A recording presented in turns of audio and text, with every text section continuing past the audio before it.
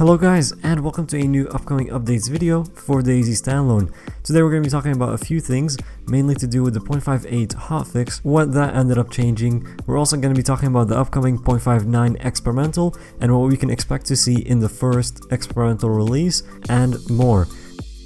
To begin, they wanted to make sure everyone knows how the current systems of persistence and cleanup work. So, to start off, items have a 30-minute lifetime which can be refreshed by interacting with them or picking the item up.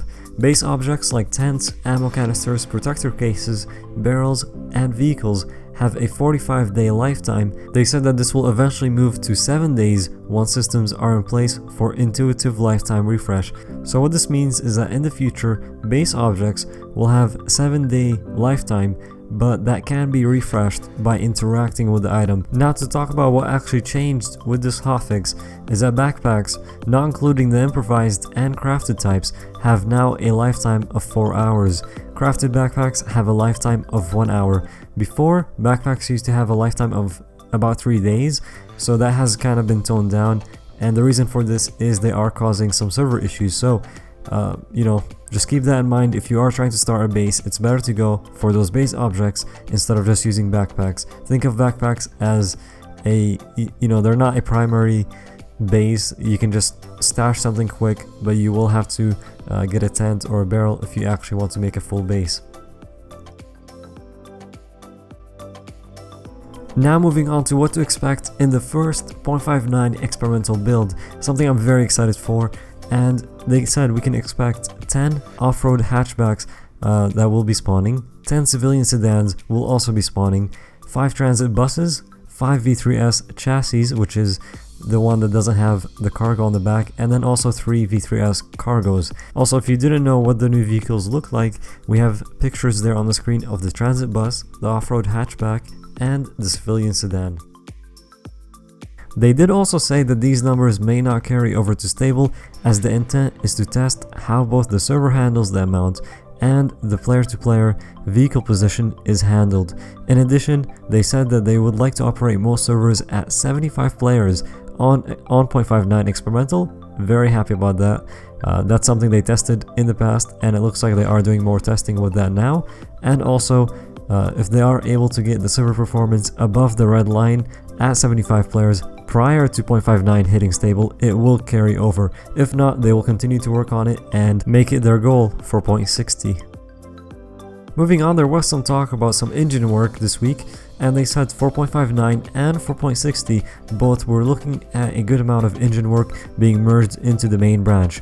Part of this work includes the beginning of basic QA passes against portions of the new render.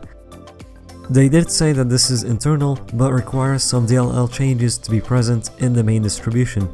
So basically, don't get on the hype train just yet. We are getting closer to the new render, but things are still in the works. And to sum it up, they said don't expect massive changes all at once. So just wanting to make sure people are not overhyped for 0.59. There is going to be a lot of changes in the update, but they want to make sure people are not, getting the wrong idea of what's coming in.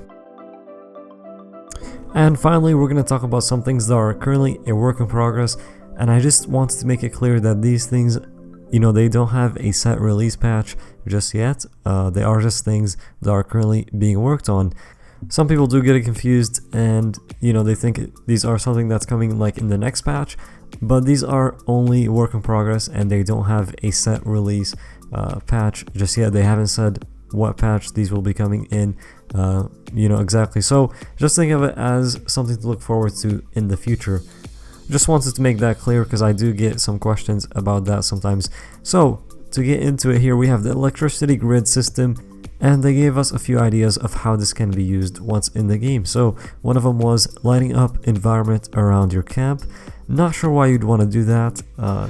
I think it would only draw people to it, so yeah, I don't think that's a good idea, but you might be able to do it. Also, house interiors or whole public lighting of village, prevention of spoiling raw food and blood bags in fridges, cooking meals with electric stoves in houses, defense against intruders with electric fences, that kind of seems cool, and also allowing communication from radio stations or PA systems, and maybe recharging vehicle batteries and other possible applications. So there's many things that can be done with this once it's in the game. So this is something definitely to look forward to. Also, we have new ambient sound effects.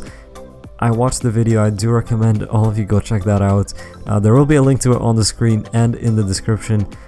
The sound effects in this video are amazing. Basically, it's what you see in the picture right there, someone sitting down with a fire next to them, and you can hear all the ambient sounds around them. You can hear the fireplace, you can hear everything else, and it's just amazing. So check that out. Something else that will be coming in and is currently a work in progress. So that's gonna do it for this video. I do hope you guys enjoyed it. If you did, be sure to hit that like. If you are new, you can subscribe for more upcoming update videos. Thank you for watching, and we'll see you all in the next one.